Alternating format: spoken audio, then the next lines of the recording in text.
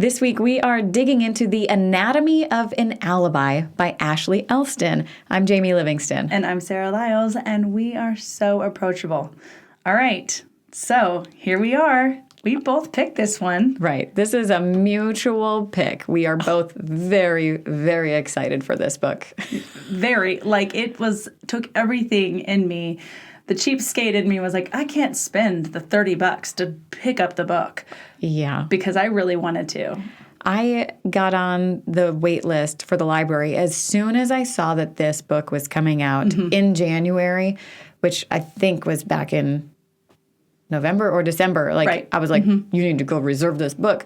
And so, we got on the list, and it was quite a way down. I feel like I was at least 100 people deep on the sign-up list. But golly, the people on Libby flew through that book because I was I got the book instantly. Wow. I was so excited. It's I'm putting everything else down. I'm focusing on this book. I'm so excited. Why are we... This may sound crazy to other people. Why are we so excited for this book, Sarah? Because we loved her other book, First Lie Wins. I mean, it was so good. Mutually, we both enjoyed it a lot. It was our top-rated book of our entire podcast so far. Our top-rated book of 2025 was First Lie Wins. So if you haven't read that book or don't know anything about it, go read it. Please go read the book and go listen to our TLDR episode to kind of learn what that one's about. Also, if you want to learn a little more about Ashley Elston, because we talked about her then as well. But then go read or listen to our cover-to-cover discussion about that book, because we both loved it. I think I gave it a 5. You gave it a 4.9. Yeah, which is basically a 5 for me. It's basically a 5 for Sarah. She just can't. I just can't commit. One day I will. That's my 2026 goal. Give us 5-star review. All right. I'm excited. Well, maybe it will be this one. Oh, yes, maybe. So we'll see. That was her first trip into adult fiction. So this is her sophomore book, her second attempt. And so I think there's a lot of pressure on that second book. She was a Reese's pick. It's a big deal. Is this second book going to deliver? Yep. So what is it about, Sarah? All right, from the back of the book. 2 women, 1 dead husband, and only 1 alibi. Everyone at Chantilly's bar noticed out-of-towner Camille Bayliss, red lips, designer heels, sipping a Negroni. But that woman wasn't Camille Bayliss. It was Aubrey Price. Camille Bayliss appears to have the picture-perfect life. She's married to hotshot lawyer Ben and is the daughter of a wealthy Louisiana family. Only nothing is as it seems. Camille believes Ben has been hiding dirty secrets for years, but she can't find proof because he tracks her every move. Aubrey Price has been haunted by the terrible night that changed her life a decade ago, and she's convinced Benjamin Bayliss knows something about it. Living in a house full of criminals, Aubrey understands there's more than one way to get the truth, and she may have found the best way in. Aubrey and Camille hatch a plan. It sounds simple. For 12 hours, Aubrey will take Camille's place. Camille will spy on Ben, and the 2 women will get the answers they desperately seek. Except the next morning, Ben is found murdered. Both women need an airtight alibi, but only one of them has it, and one false step is all it takes for everything to come undone. This already seems very twisty. Oh, I love it. I can't wait. And you're going to switch places and someone's dead. I can't wait. I think it's interesting because they talk about how they both need an alibi, but only one of them has it because it's the same alibi, because they were pretending to be the same person. So this could get ugly. Or beautiful. Or beautiful. Yes. All right. Anything about, obviously we already spoke about the author. But for people who are just joining us on the pod, Ashley Elston worked for many years as a wedding photographer before turning her hand to writing. She lives in Louisiana with her husband and 3 sons. She has written 6 young adult novels, and that's where she started. She's got several of them out there, and then First Lie Wins was her adult debut. It was #1 on the New York Times bestseller and was selected as a Reese's Book Club pick, and of course, most prestigious, our top pick for the year. Who cares about Reese? I mean, So Approachable's top book of 2025. we're kind of a hard crew. Yes.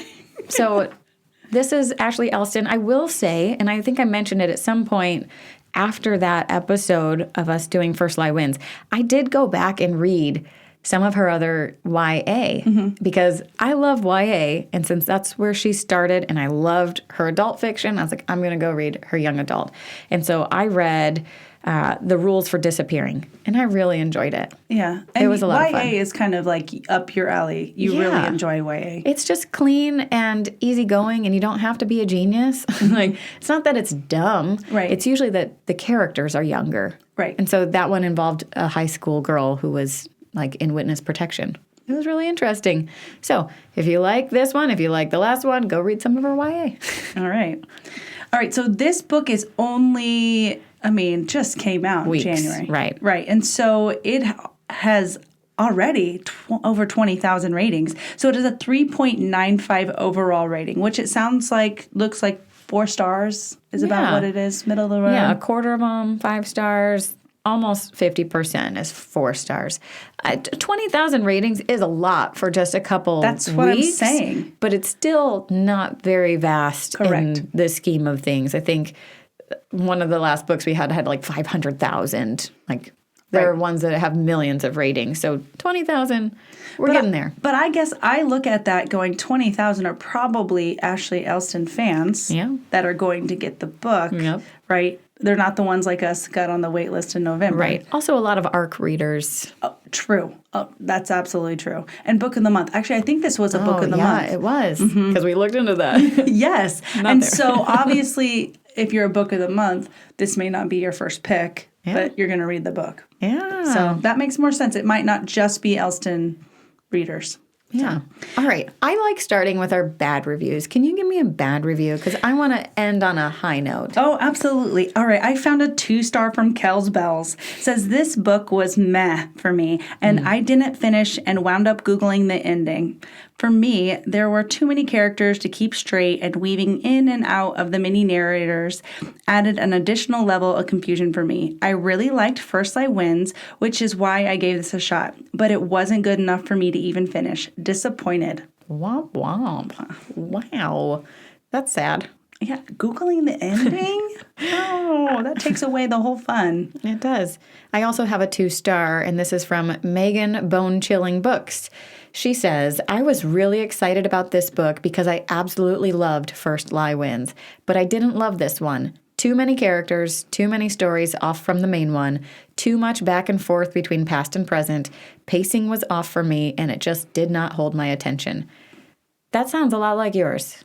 That review. So a lot of back and forth, which different timelines. I'm nervous about because I don't necessarily love books like that. But think about First Lie Wins. True, she did a lot of that. There was a lot of back and forth. Mm-hmm. I think it was mostly from Evie Porter's perspective, though, so I don't think you were hearing other people, so that could be confusing. But I loved the flashbacks in that book. Yeah. So hopefully... I think the only thing that can get bogged down for me is too many characters, too many unreliable narrators, and then different timelines thrown in the mix where it can be confusing. Again, that's why I prefer the actual physical book when it comes to like that, because audiobooks will confuse me. Something to keep in mind if you're embarking on this journey with us. Yeah. You may need some extra focus. Sure. Can't have 10 kids running around in the background. Right. All right. Let's hear the good reviews. All right. So I have a 5-star from Annika. Ashley's thrillers are unique in that reading them feels like getting a juicy story from a friend at a coffee shop. It feels like you're uncovering pieces of the story in real time with the characters in a way that's captivating without being confusing. It's amazing that she can make so many moving parts come across so simply while maintaining the mystery. Her writing is easy without being basic or boring. The plot twists are actually surprising. She's a gifted writer, and this book was a great experience. Now that gets me excited. Right. And I think that describes why I like YA. And so I love that she's now moving up into more mature and grown-up characters because it is still easy without being boring or basic. Like it is complex. So I like this. That's exciting. All right, what'd you find? I have Kate with a 5-star, and she says, from the very first chapter, I was immediately pulled into this one. There's something deliciously unsettling about not knowing who to trust, and Ashley Elston absolutely nails that psychological thriller tug of war where you've never quite sure who's good, who's bad, or what everyone's endgame really is. See, those make me so excited. Right? That's what I enjoyed about First Lie Wins, and so that's exciting. Yeah. I'm excited to jump into this one. I am too. I'm glad that we're doing this. And so hopefully all the other really big fans are able to kind of check into this episode and our next episode where we really go, we say cover to cover for a reason. We go deep in those because we like it. All the spoilers. Right. So this is spoiler free. I do want to know, because we're talking about some ladies who are... they're not necessarily trading places. It sounds like the one is just pretending to be the other one for a while. Would you trade places with somebody for 12 hours? Yeah. Like, not necessarily to, like, go do crime or do something, but just to, like, wouldn't it be fun to experience somebody else's life? Yeah. I mean, I could go do crime and it'd be on their name, Well, not mine. yeah. But yes, just to actually see someone else's life. I think it would make you appreciate yours maybe a little bit more, or appreciate them, or even get a bigger scope of how you do things, but can do them differently and better. I actually think, I think of Trading Wives, you know that show? Yeah. I liked that show. And I think because it was so... They went in thinking like, oh, we're just going to trade places, but ended up growing themselves. Yeah. So. Or like, I want to show my husband a lesson, and like he's going to learn what it's like to live with somebody else. And yeah, I think everybody kind of learned something there. I agree. I would go. I think it would be fun to step into somebody else's shoes. What do you think would be the most surprising thing about somebody stepping into your shoes? That's a tough question. I think it would be tough for them to see, and I think it would be more so my husband, what he would learn out of that. I think it would be really helpful just for him and I, more so him, because he's like, I am a constant, one of those people that you set something down. Like, say you put a cup down, I put it in the dishwasher, and it's like drives him nuts. Or if he's doing this, I'm like, don't forget to like sweep up your crumbs. And that's just who I am. And so, I've heard people say like, your house is not lived in. And so it's like a far-fetched thing of like, I think it would be actually a good learning curve for both myself and my husband. Be like, she can still survive. The house still lives. Right. I feel like you would like be in Tremors if we switched for 12 hours and you were in my house. I just think we're so cluttered, and like there's just baby toys everywhere. We've got kid stuff everywhere. But yeah, I think it would be fascinating to dive into somebody like an organized person's house. I would be like, you know where everything is? What? What do you think would be the most surprising thing for someone else coming into your life? Well, I think that the organization thing would probably be surprising. I think also blended family dynamics would be crazy for somebody to just step into, which is essentially what a stepmom does. They just step into a life, into a house that already existed. So I feel like I kind of have experienced that. But I think like if you were to come and live in my shoes for 12 hours, like that would be eye-opening. And just the communication that has to happen and trying to keep everybody's schedules straight and all parties happy. Like, ooh, there's a lot there.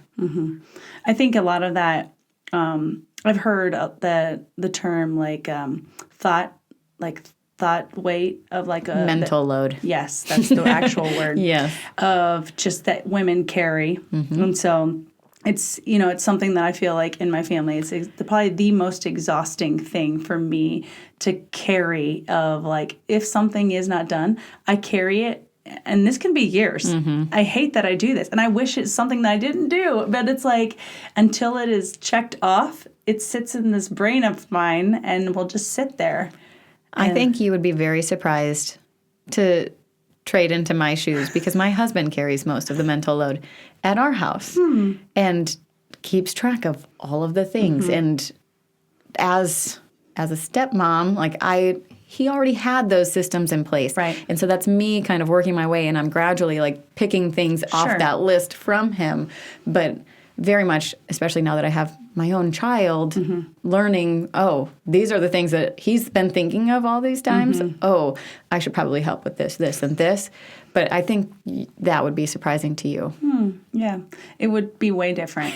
I wouldn't know because, like, I always say, like, it would be so nice to not think of, like, what's for dinner? What's for dinner? Or do the kids have enough food for, like, lunches? Do they have everything they need? Are their clothes clean? We've got a game tomorrow. Is her uniform all clean? And it's like that. I'm not sure. I don't think my husband would ever get on to me or, like, be mad at me, but it's like that obvious already thought of she's already taken care of. They don't even think about it because someone else has already taken care of it. Right. It's just, and I can't blame him because I just do it. And really, sometimes I really put it on myself because sometimes he'll do something and I'm like, oh, that's not how I would have done that. And I'm like, I got to stop doing that because it's like he got to the same end result. It just might have been different. So it's partially of like some of my OCD tendencies that are.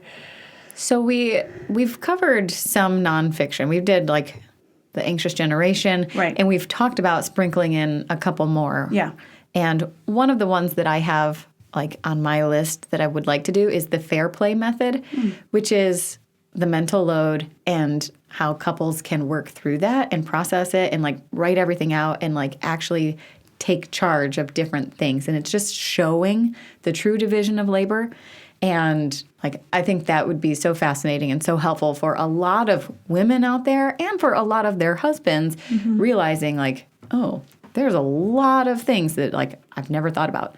Again, I feel like I'm on the opposite side and I'm on the low end of the mental load and like slowly creeping up. But reading that, and I follow several people online who preach about that constantly, but it really opens my eyes to when something gets done and I'm like, oh, how did he know that needed to be done? Or, oh, I should tell him because he's the one that's in charge of this.